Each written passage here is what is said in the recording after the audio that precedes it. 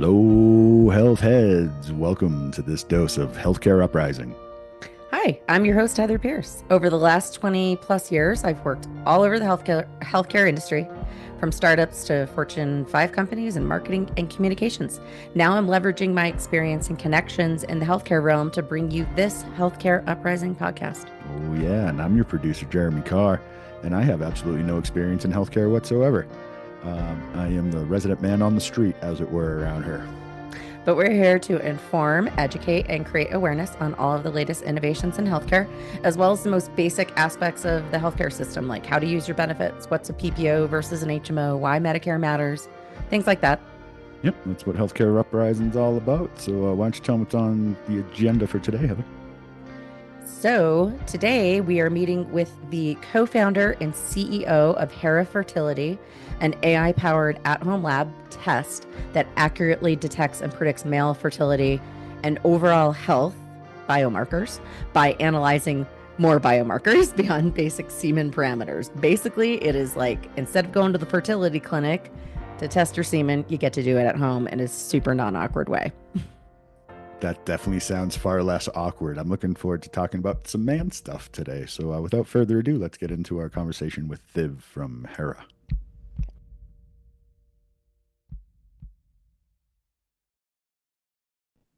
Hi, and welcome to the Healthcare Uprising podcast today, Thiv. Hey, how's it going? Great. Thanks Good. for joining us today. I have to mention too before we jump in, we are on a like topic of fertility the last hmm few episodes. So this is so timely.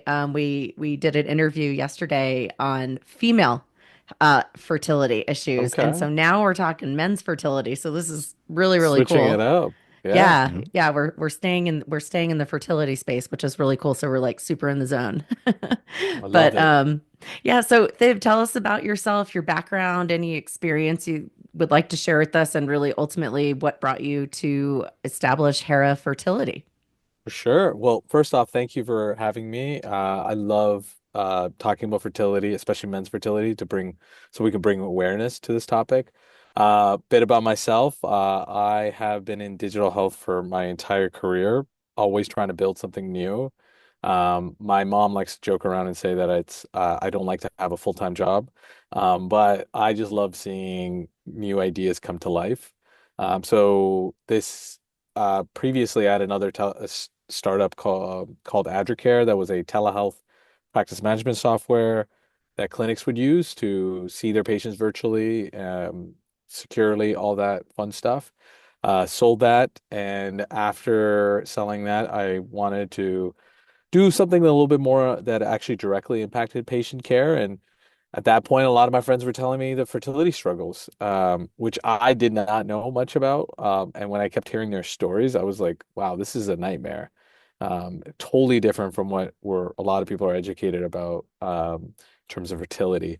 And so when I started digging in, I realized that at the root of it, it's a bigger issue than I thought, and it really stems on the whole issue around sperm health and sperm counts, and this huge crisis where the counts are actually dropping. So that really got me motivated to try to do something better and different, because a lot of guys were just not getting the right solutions that they needed. So that's why I started Hera with my co-founder, and at Hera we're motivated and focused on how do we bring about better solutions for male fertility and make it clear for them what's going on and how to address it. Wow. Hmm. Is there anybody else doing anything like this in the space? I mean, this is certainly the hmm first I've heard of it. And I was telling Jeremy before we started with you too, it makes me think of hmm the color guard, like I did Yeah. it my way, kind of real similar, but obviously So a we take a different. lot from Cologuard because it's at the essence it's what's key about what they've done, and they've been doing it for like 30, 40 years. Such a great innovation there. But yeah, where we allow people to get testing but comfortably at home, Mhm. which is huge. But to answer your question, there are a few other people going into this space and doing either testing or actual treatments. And I'm seeing a lot of startups actually now coming into the space, which is exciting. I feel like some people look at competition and get a little scared or worried. I see it as it's great because what's the saying? I'm going to butcher it, but essentially, more people coming into this space is really helping the market grow and give more options. Yeah, it's like right on the tip of my tongue what you're about to say. Is this something about Yeah, like lifting all boats or something yeah, like yeah. that? All Yeah, yeah. tides lift. A Yeah, something rising like that. tide lifts all boats. Thank you, There Jeremy. we You're go. welcome. This is why You're there's welcome. everyone needs a Jeremy. Everybody does need a Jeremy. That is absolutely true. So what's the actual process that guys go through to check their fertility and what kind of problems do you help solve for these guys? Yeah, it's a great question. So typically, guys are going into a fertility clinic, and this is after they've been trying for some time and not being successful. And at that fertility clinic, they're typically escorted into a special room with a couch and magazines and told to provide a collection. And then they provide it in a little cup. Typically, there's a TV there as well that they can, if they need to watch anything to help them provide the collection. But the whole experience is usually very uncomfortable, and people just don't want to do it. Um, and they really have to overcome a lot to do that. So once they provide that sample, then the lab can do a full analysis and really clearly spell out what's going on. Um, what we do differently is that we let you do the collection at home. So do it comfortably there. No excuses is like what we like to say. And then on top of that, we provide more biomarkers than the typical lab would do. So that way you can tell a lot more about your sperm health and then ideally can determine if there's any issues occurring.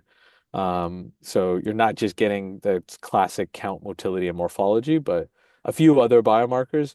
That way, the doctors that are out there that are part of your care can really give you different options on the treatment side, and hopefully get you pregnant sooner. Oh, I was gonna say, by the way, this is like a carryover from our last episode, Jeremy, on Hmm. women's fertility. Sure. My husband and I were trying to start a family. This was back in like 2007.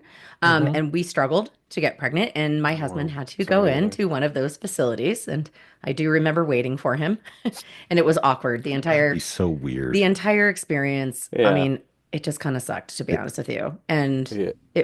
yeah, it was uncomfortable. And so I can tell you from personal experience and speaking on my husband's behalf, who I'm sure is not going to appreciate the fact that I shared this on my podcast, I was just thinking that. is that yeah, we went through that. And so Hmm. yeah, so I can tell you like from personal experience, grateful that Hmm. you're bringing this to the market. So, And great Appreciate that. innovation. Yeah, Hmm. just the difference of being able to do that at home really does make it way more comfortable for really everyone involved, I would think.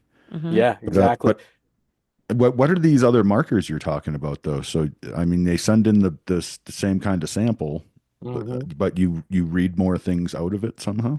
Yeah, our mission is to get more readings out of the sample, just because there's actually a lot of information you can get out of sperm, and really understand what's going on. And the main driver behind it is that, especially with stories like you were just sharing about your own journey, the worst thing is getting someone to provide that and getting information, and then feeling reassured that everything's okay.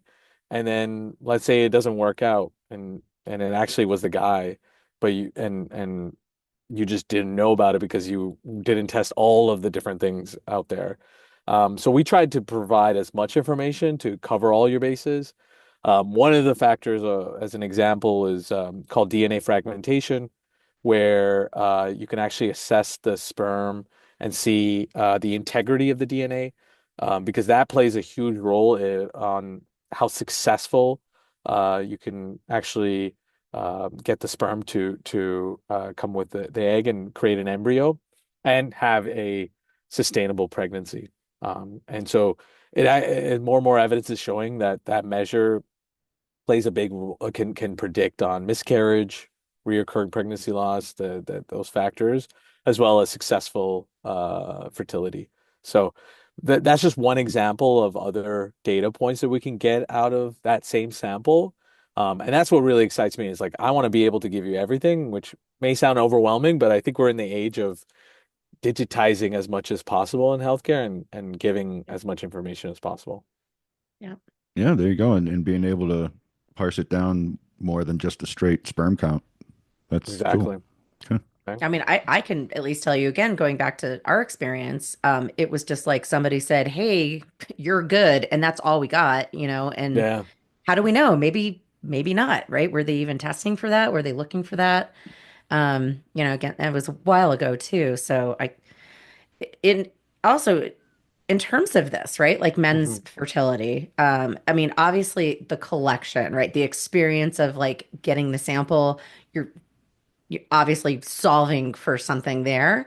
But in terms of fertility in general, has it been overlooked? Has it been understudied? I mean, like, where does Hmm. Herafertility kind of see their role in that space? Is that part of the reason, kind of the impetus behind what you're trying to Hmm. do?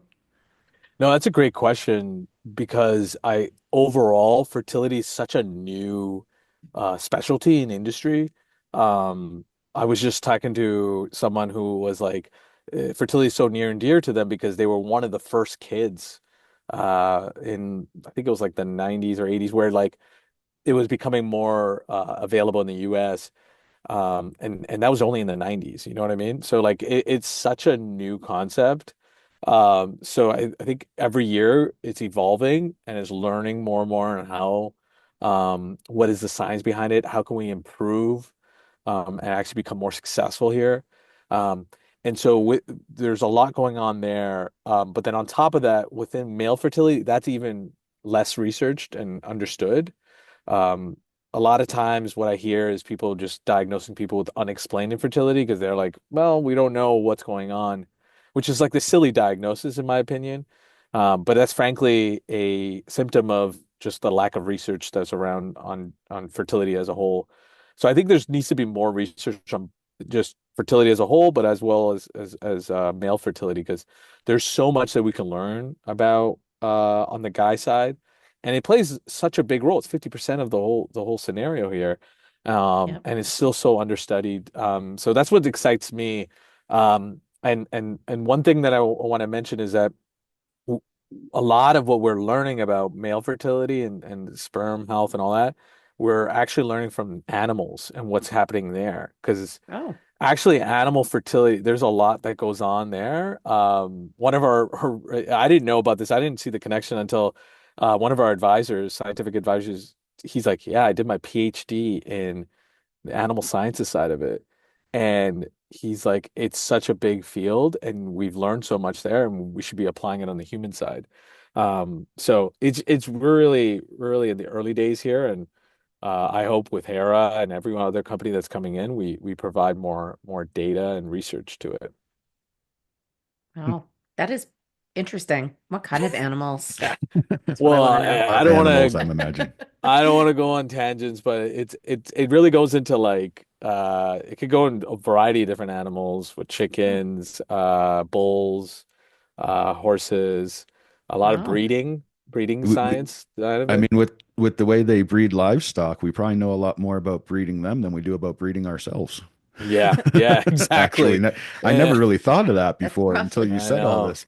I know. We This is probably the know a lot founder more mind. about it. This is the it. founder mind. This is what a founder goes through. Wow. Wow. That's crazy. Wow. Um, Oh, go ahead, Jeremy. I actually something you mentioned in passing back there, the global trend of falling sperm counts. Mhm. Yes, thank you. I was going to ask about that too. What's going on there? Yeah, like do you have insight on that? Is there any science that's been getting like figuring out what's behind it? And I tend to blame microplastics for everything these days, but that's just me being conspiratorial. Well, I think there's been some research studies on the microplastics that's been very fascinating. And I think there's going to be more and more evidence pointing to that playing a Oh, role in okay. this. Um, Microplastics, just general environmental toxins have played a role here too. I was reading a recent, I think it was a New Yorker article that just came out where someone said it the best, where we there's more and more understanding coming around why there's a drop or decline in fertility and sperm counts, but there's no definitive answer, which is quite frustrating. But I always say there's a variety of reasons that all are coming together and really making a horrible situation here. So yeah, environmental toxins, just our general lifestyle has changed a lot. And we're more sedentary, we're more stress, sleep, and there's a bunch of other things too, but those are kind of the main reasons why that we're seeing this drop happen. Where in the 1970s it was around 100 million to now being around 49, and then some scientists saying Oh, it can that's go, big. yeah, Yeah, some it's scientists a saying real by thing. 2050 it can go to zero. Oh my Yeah. gosh. And And so, the Y chromosome's disappearing too, which is weird. Like it's oh yeah, yeah. that's I a different conversation, but Oh.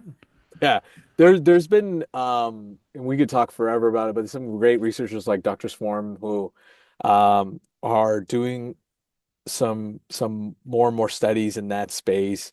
And this is and it's going into other areas like why are people especially women having their puberty earlier. Hmm. There's a whole bunch of things that are going on, and that's kind of those basic research that needs to be done more and more so we can have answers. What's frustrating is just, I think with the tools that we have, it's really, especially with the current test that's being done, you're really just counting what's going on. So you don't know what's happening at the root of the problem. Like why is the sperm acting differently? Why are there less of them? And that's what keeps me up at night, to be honest. I'm like, why is it dropping from 100 to 50 and then potentially now to get to zero to this whole children and men scenario where we may Yeah. potentially not have exactly. kids. Yeah. And I You think we said by need to. 2050 it might be zero. That's That's 2050 like, is short what some term. researchers are saying it can go down because it's just year over year it keeps Wow. dropping. The that's, last time 5 years ago they did an update on the research and it dropped then too. wow. Wow. That's alarming. Yeah. Yeah, not enough people talk about it. And it's frankly because people just don't get tested, don't Mm. know that this is happening. And then when they get tested, I had a patient who I was catching up with just to understand what's going on, and they were telling me they're like, why aren't more people talking about this? Their Mm. numbers were under a million. They never would have known Yeah. um until they did the test. Men's fertility needs their menopause is hot moment. Yeah. Yeah, Right. exactly. I don't know what's We're gonna what's we're gonna here for create that. it. Maybe Yeah. maybe I need to walk around with like a sperm costume every day to bring attention That would to get it. people's attention. Yeah, exactly. You got to be like those memes on social media where the guy holds up the cardboard thing and it something Oh like yeah. convince me of blah blah blah. It's gonna be something like that. I I need to picture a go to New York and do superhero. that. You Yeah. totally could. Protozoa man. Um, I always thought too with the declining fertility, particularly in women, I hadn't thought about it with men, but it's probably a similar reason, but the age of us getting pregnant later, right? We're starting our families later and later Hmm. because, well, there's a lot of reasons, right? I think that truthfully, and I'm one of them, my career became really, really important to me, Hmm. and I wanted to get it, to a certain point before I started bringing children into my life. And so, I Hmm. was in my early 30s. It's not unusual for, now we're all too old, my friends, but, back in late 30s, early 40s, having their first children. Yeah. Um, is that the same with men? I mean, is it just the older we get? I mean, everything kind of just starts getting broken. Oh. No, I think you're so the fundamental thing here is that is a trend that's occurring, especially in certain states, and there's a lot of factors to that. I think New York City or New York is a perfect example of where the age of the first child, the age of the mom of the first child is like now at 29 or 30, when at one Mhm. point maybe a couple decades ago it was like 23, 24. And so there's just this general shift that's going on. And so, yeah, people are having kids later. and career is one of the major drivers. I still remember, I think everyone was told like, hey, you need to be ready, you need to be in a financial situation, lifestyle, all of that to have a kid. And so age, what's happened now is that it's just harder to have a kid as you get older. Not only for the women, but also the guys. There's more and more evidence showing that, especially after 35, your sperm quality starts dropping. And so it plays a role there. So you have to be cautious there. I think more and more doctors are becoming aware, especially if someone's 40 as a guy, Mhm. to kind of run a few more tests to be proactive. Because essentially, what's hard, and the way I like to tell my friends, because a lot of my friends are like this, is as you get older, you just have a smaller and smaller window to try to be successful here, and it's a lot of pressure, a lot of stress. So you just have to think proactively, and try to see what are the scenarios that could happen. So I always encourage everyone to get tested just to make sure. Because the worst thing is that you spend years trying and it could have been something that could have Yeah. been fixed or treated. So Yeah. let's kind of talk a little bit about or hear from you. Like, what's the experience with Hera? Like, for if I was to say, hey, Jeremy, you should really check out Hera. And you go to the website and it's kind of like end to end. And even when you send your specimen in, your Yeah, sample in, like what happens? Do you contract with certain fertility centers or testing, whatever that is, can kind of share like the overall process? It would be great. for sure. So at the core of it, we wanted to make it a very easy experience, but also supportive because throughout this whole journey, there's just going to be a bunch of questions you have, especially on the guy side. Um, and just trying to make sure that we educate them throughout the journey. So either you can go on our website to purchase it directly, or what we see more and more now is the clinicians are the ones ordering it for. So either your family doctor, your fertility clinic. What we find more and more, and I love to do, is work with like OBGYNs and their women's primary care docs. They'll have this in their clinic, and so they'll just easily pass it give it to the wife and say, make sure your partner does this. And so we found that to be a very successful approach and also a more comprehensive approach and proactive. So you give the kit to the guy, and the guy provides the sample, drops it off at a UPS, locks, secures it, everything, drops it off at the UPS, and then we get it the next day at our lab. We do a full analysis, and then typically we give you the results pretty quickly within 48 to 72 hours. And those results will spell out exactly what's going on. We'll tell all the biomarkers, the results, and our recommendations. We send it to your doctor so they're aware as well, so that they are part of the care and they can act on it as well. But the most important thing that we do is when we share these numbers, what we found was that when we just give them the numbers and the information, especially if it's bleak, um, the men typically go through 5 stages of grief, essentially.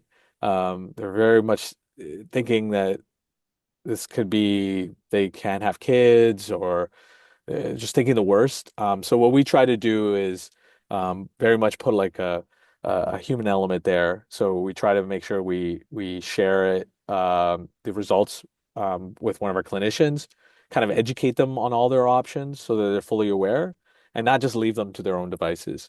And then typically in the recommendations, we spell out, hey, take these supplements, take these meds, do you may want to check out IVF as your best options. Like we really try to spell it out for them so they're not kind of guessing or trying to figure out what to do next. No Dr. Google. Yeah, because you could go down a rabbit Yeah, hole, right. Yeah. especially Reddit. Reddit, Oh there's a God. Oh, lot of Yeah. Lord. Next thing stuff you know, there. you're in some chat and people are telling you how terrible their life is, and you're like, "Oh, that's gonna be me too." Exactly, exactly. Yeah. And there's more and more, especially with science, like right now, there's just so many things we can do. And that's kind of one of the things I always want people to know is that The testing just allows us to understand what's going on. And there are so many new innovations and treatments out there, and smarter people than me that will tell you, hey, there's some procedures that we could do to help you there. Um, and so that we just want to help as much as we can. And the last thing is every person that gets a test, they're paired up with one of our care coaches. So anytime you have any questions, you could just message us up through the app.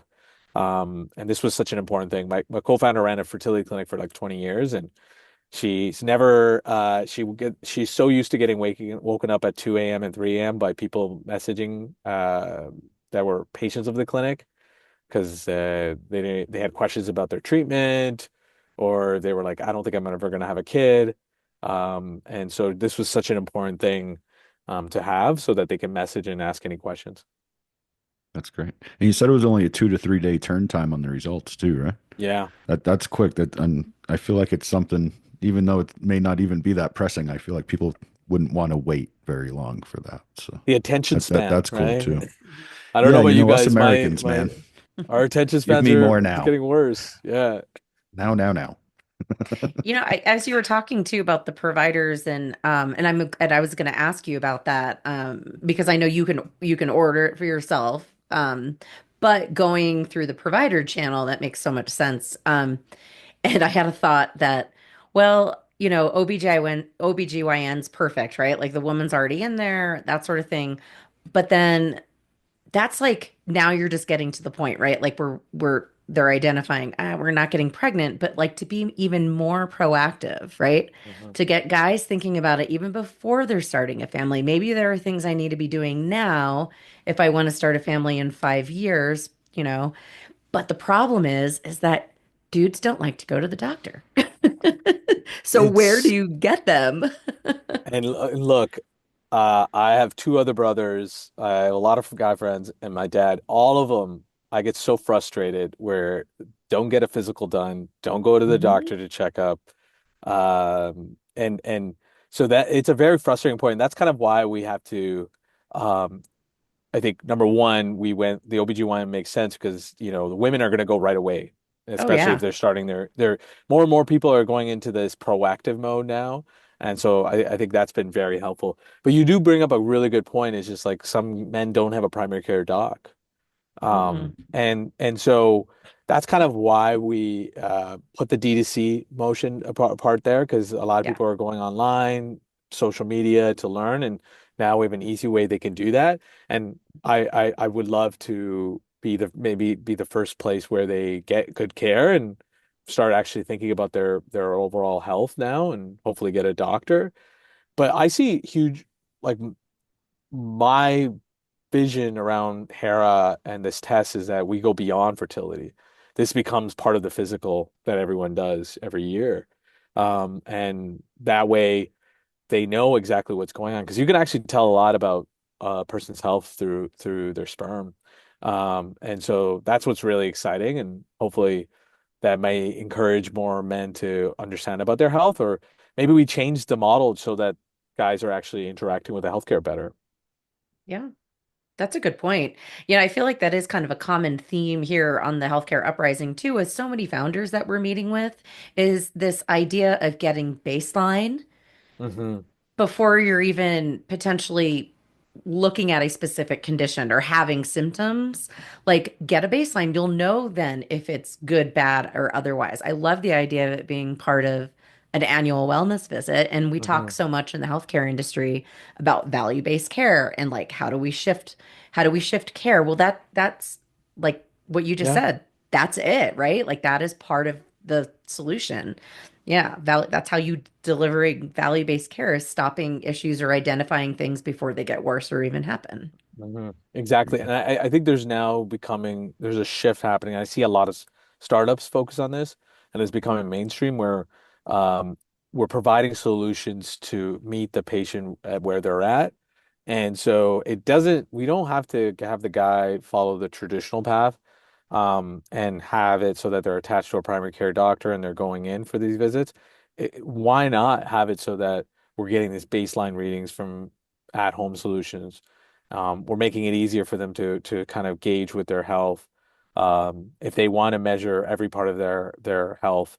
And then if something is a signal comes out of that where it's concerning, then at least they'll get initiated into the healthcare system that way.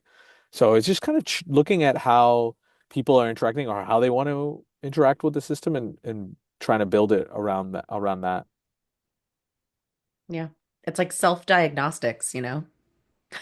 Yeah, that I love that side, and I think Mhm. there's going to be in the next couple of years some friction with the system, the traditional system, and that where Mhm. you're going to be able to maybe do a function and function health and do a blood test and get a lot of information out of it. I think more information for patients, the better. Then they're more engaged in their care. Oh yeah. Yeah. I mean, we talk about lowering costs of healthcare in this country all the time because it's an issue. Well, it's Hmm. because we let things get really bad, and that's when they get really expensive. Hmm. So, okay, so get in this diagnostics kind of platform. Let's get ahead of things. Like, give me the Hmm. full body scan, right? Tell me Hmm. if you see something, because then maybe I'll take care of it instead of showing up in the ER having a heart attack. So, Exactly. or I can't get pregnant now because, and now I need IVF or, or I have a Hmm. complicated pregnancy and therefore a complicated birth. And I mean, it's like the trickle down effect of bad things starting, over here, small, and then just escalating. But if you can catch them earlier on with like something like this and using Hmm. sperm health or baseline, I mean, to me, that's the answer. So Yeah. I- Well, I'm I'm behind you. I I appreciate that. I think it's going to be with all things when you're changing such a massive industry and kind of the status quo. I think it's just going to take some time and great innovators to that out there trying to make that change, and some bold ideas to do that. Yep. I always say the healthcare, making change in healthcare is like turning the Titanic and not hitting an iceberg. Yeah, I know. I sometimes wonder, I'm like, why did I go in this industry? Could have been easier. Yeah. And good luck getting out of Yeah. it. Once you're in, you're like, Yeah. okay. This So is an passionate. exciting time, though. I gotta say that. Yeah, well, I feel like, and I've been doing this for now 10 years in specifically startup space. I think it's an exciting time because now more and more people are fascinated to doing this, and then the technology has evolved, like especially the AI piece. I can't live without AI now in my regular life, but like we've been playing around with AI and ML and now incorporating it into our testing, and I love it. It's like to be able to predict and use AI for something like this and leverage thousands of data points that a doctor Mhm. wouldn't be able to do, like isn't that the whole point of precision health and actually providing the best care? So I think you're right. It's exciting times right now. Yeah. Yeah. The brighter side of AI, healthcare is ripe for all of its applications, Yeah. no doubt. We talk about it in almost every episode. AI comes up in almost every episode. No Yeah. matter what we're talking about in healthcare, it's involved these days. Yeah. As it should be. Yeah, and why not? It's the right tool for the job. Yeah. So actually, AI with Hera, how can you talk a little bit about that actually? Like what Yeah. is the role of AI exactly? Like what is it, predictive analysis and stuff like that with all the data that you get in? I'm sure like the bigger whatever the collection, right? The number of, Hmm. the more data you have and so The on more and so data. forth. Okay. So the way that we're thinking about AI and machine learning and all these advanced technologies is how can we incorporate it into the diagnostics or the care to help patients detect if they have an issue earlier, bring about this like the information that's already readily available, and make it easy for patients to understand it. So the first stage right now, that we're incorporating AI and machine learning is leveraging a data set of thousands of patients who have been successful or not in fertility and using that to predict if this patient sample is a good sample or not, and explaining what their likelihood of fertility would be. Perfect example is, hey, you put in someone's results and it gives you a score of like 65. So it's going to say, hey, natural conception wise, you might have a good chance, but you may need assistance here. You may need to use IUI or IVF if you're trying to get pregnant. So the reason why we're going down this path is so that we can give that clarity and we can leverage the thousands of data points that we have and we continue to grow on, so that, you know, a patient could see that and be like, okay, now I know what to do. And I have clarity and I know that this is accurate and I could trust it. And I think as we grow and we have more and more data, it's going to get better and better there.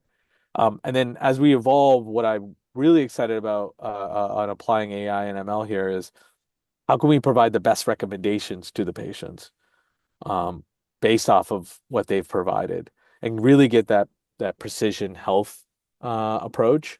So can we recommend certain lifestyle changes that will be more effective than others to these patients? So I think there's a lot of different use cases that we can do here. And it's exciting because I haven't seen anyone else really do it. As I just want to make sure that we're applying it the right way.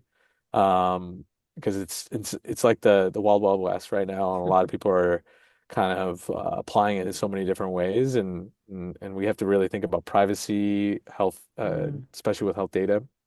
Um, but there's so many use cases. Like the other day, we started using OCR plus LLMs for us to extract the data out of these semen analysis reports, and it was so accurate.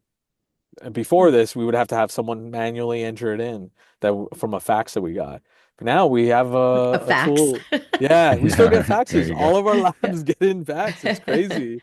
But now we have a tool that can extract all that data because of AI. That's just a simple use case, but it's so helpful because now we can actually store that data and then put it into our data set and actually get more and more accurate in predicting. So I try to look for different options and see which ones are going to be helpful for patients, and then go from there. And really, the more data you gather, the more the AI might come up with. Like it might come up with stuff we never even would have thought of otherwise, really, if you Yeah, gather enough data for it, right?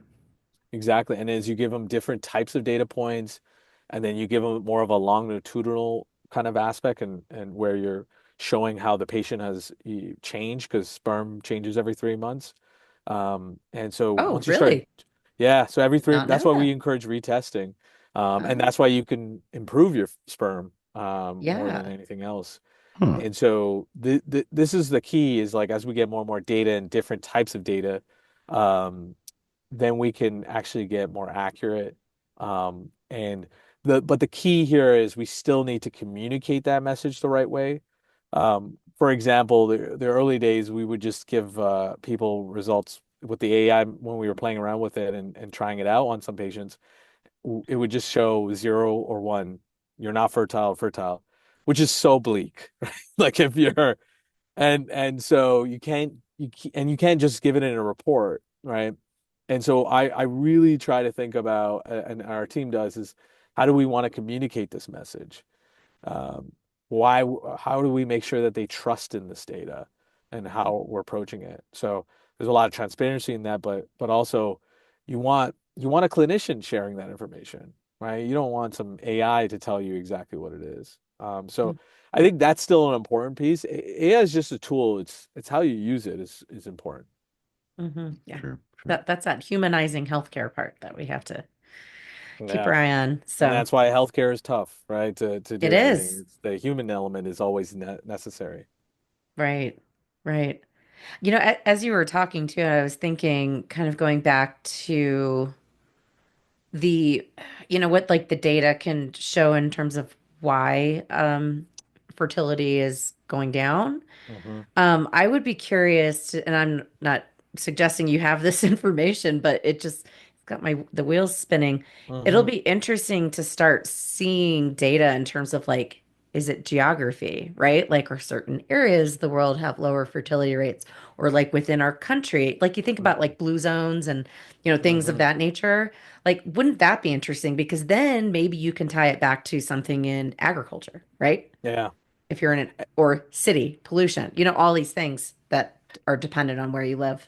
It's a great point, and I've been trying to get more and more data to understand that. The hard part about all this is that there's semen analysis has been happening for some time, but there isn't like one central source where we could see kind of these trends.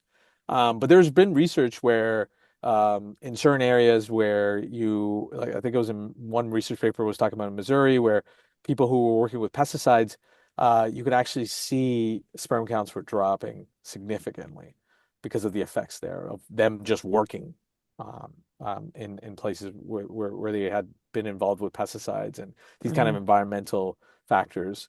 And so I do think that the environment and where you are will plays a role in your sperm health, and it's an important factor.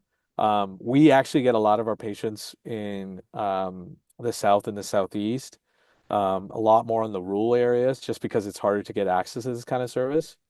And they still need care, right? Hmm. And so I think it's an important factor to consider, but it's just like at the end of the day, they all are getting affected by this. I haven't seen one area worse than the other, but it's just for different reasons that they're being affected. Yeah. Yeah, I appreciate you mentioning rural healthcare. It's certainly the the issues of access are far and wide in rural Mm. America, which makes up a pretty sizable chunk of this country. Huge. So, Yeah, it's not just New yeah. York, New York City, but Mm-mm. and that's why I love the way I wanted to make sure that we're not like with brick and mortar, which is great. You could do a lot with an office, but with an at-home solution, you're now bringing this high technology that normally wouldn't be available Yeah. in those areas. Yep. We're It's expanding. it's the new house call, you know? They used to have Right. the town doctor that would go to your house when you needed him. Now it's you got to know what app to download or what website to go to order what product to get what you need for what you're going Exactly. through. Right. And which is maybe part of the problem, right? Is like finding out all what's out there. Yeah. But like if your provider, in this scenario where it sounds like that's a really good distribution channel for you, but Yeah. and I actually was going to ask you kind of like in general, where is Hera everywhere? I mean, like how does that work with the providers? They have to kind of get on board and say, "Yeah, I want to offer Mhm. this to my patients," or Yeah, so recently, a couple weeks ago, is when we finally have made Hera available in every state except New York, Alaska, and Hawaii. So we're available in all states, and then New York will be hopefully getting there soon. Um, but the thought process here is that we want more and more clinicians on board first, so Mhm. that we have a strong foundation as a business. We're a trusted source. If your doctor's recommending something, you're going to do it. And Mhm. so we need to, but like that means that we have to have a high bar in terms of quality and trust. The number of information questions that a doctor is asking us on why they should be using us, it's a high bar. And so we're focused on trying to get as many clinicians throughout the country on and referring and ordering our test. And then as we grow, and we have that strong foundation, we then expand to other channels, like the employer markets and getting into health insurance and Mhm. commercial plans. And so our goal is to expand and then eventually just be D2C and be on ads, TV ads and all that. But we want to take it one step at a time. And I think what I'm very adamant about and I feel is important is to have that strong foundation as a business. And the physicians really get that because if you get their trust, then you're with them for forever. Yeah. Yeah, that's a good point. Providers are key in these kinds of things. So, um, it's so you're in all states almost. Hmm. And are there any other big milestones or achievements or anything like that that you want to toot your horn about while we got you here?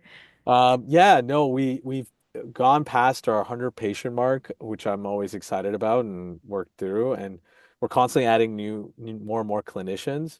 And right now, my full focus is on raising our first round, and then so that we can continue to expand and get to our next milestone is to 1,000 patients and then 3,000 patients after that. Awesome. And you've only been in business for what, like just over 2 years? Yeah, just I think we're almost hitting 2 years now. We've our first test kit was January last year. So yeah. Oh, okay. Yeah, Yeah, you're like just super past. new. Super new. Yeah, Your yeah. first It's test been kit's only a year old. yeah, it was the first patient, which I always think I'm like the it's so hard to get the ball rolling and that first patient, and but once you do, it gives you that momentum to keep going, and that's what I'm excited about is that now we're just going to constantly double every month and add more and more patients. But we got to get better and better then. Yeah, I love it. Well, I'm Yeah. excited for you. This is Hopefully this helps. Yeah, this is Yep. this is great. Well, I think this is a great note to end on, and we'll be cheering for you. And Appreciate that. hopefully watching the growth happen and all that. So just to wrap up, why don't you share with us where we can find you online, social Uh, media, where can you order a kit if that's something that any of our listeners are interested in. For sure. So they can order a kit off of our website at herafertility.co, or you can go to your doctor and ask for the test. And then you can find me on LinkedIn typically. I try to be active on there. I haven't got X down, right? I'm going to just focus on LinkedIn, but you can find me on LinkedIn or you can email me at thiv@herafertility.co. I'm always happy to answer any questions, and especially patients who are on this journey. Feel free to reach out, and we're always happy to support and help you in any way possible. There you Excellent. go. All right. Well, thank you. This has been, again, another enlightening conversation, Jeremy, Yeah. and I have no shortage of that here on the pod. So, I Every love episode, it. learn more about myself. yep, exactly. Well, thanks for joining us today. Appreciate your stories and your brilliance and everything that you're doing in the space. So, Well, it's thank you great. for having me and giving me Yeah. this opportunity to share.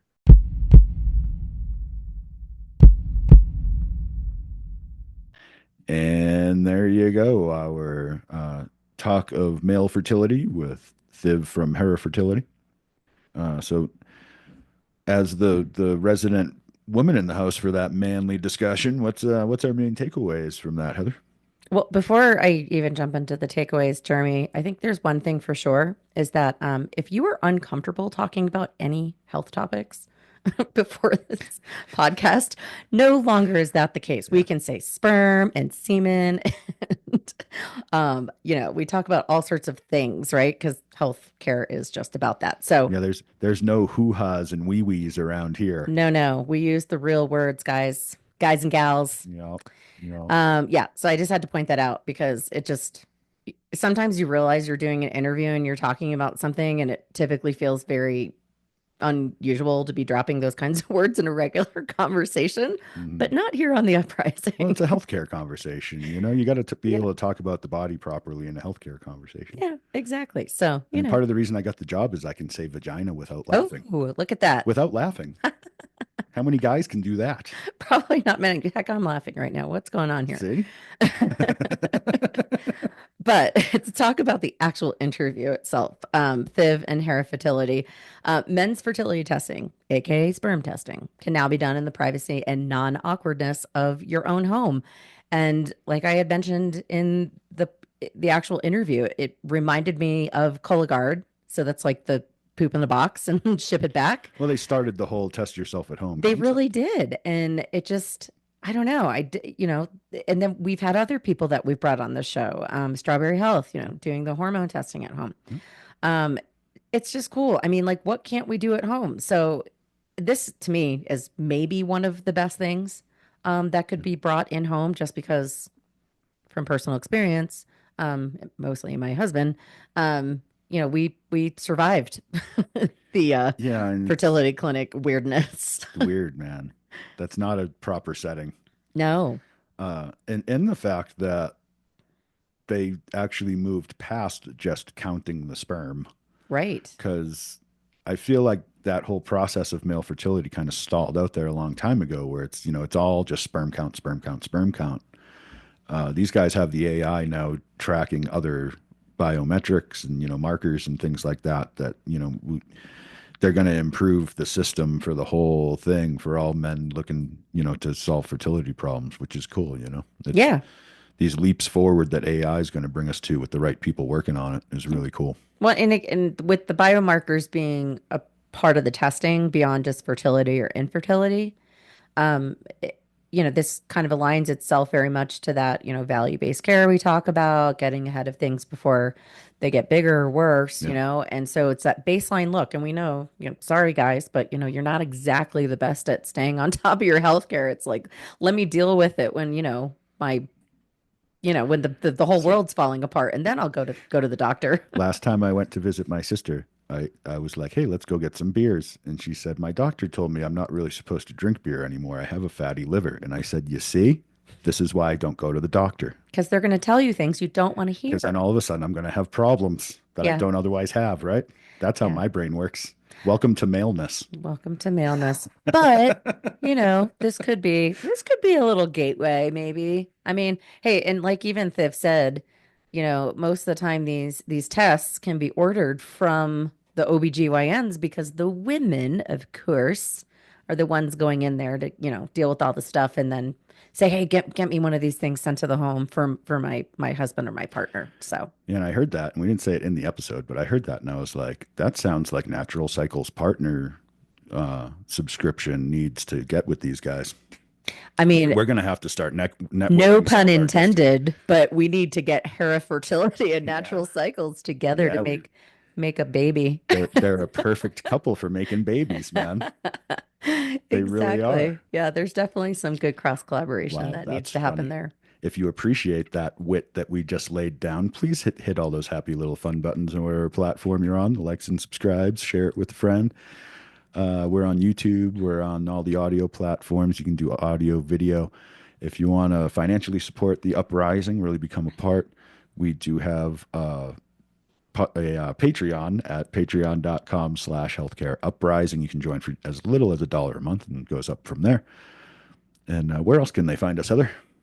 You can find us online at healthcareuprising.com and of course all of the social media platforms like LinkedIn, Facebook, Blue Sky, Instagram. Just search Healthcare Uprising Podcast. You'll find us pretty easily. Pretty active out there. Definitely stay in touch there for knowing when the episodes drop. But also, if you have a business or a product, you're a co-founder, you're a founder, you're working at a startup, and yeah, you're doing something cool and awesome and innovative in the healthcare space, shoot us an email at healthcareuprising@gmail.com. We'd love to hear from you and set up time to do an interview. Also, we're always looking for human stories. Those are a really big, important part of our show to bring the human element to the podcast. So if you have a human story, good, bad, or ugly, or otherwise, also give us a shout at that email address as well, and we'd love to bring you on. So that's it for this dose of Healthcare Uprising. So until next time, folks, keep looking for the good in the world because sometimes it will be at where you it will be where you least expect it. Wow.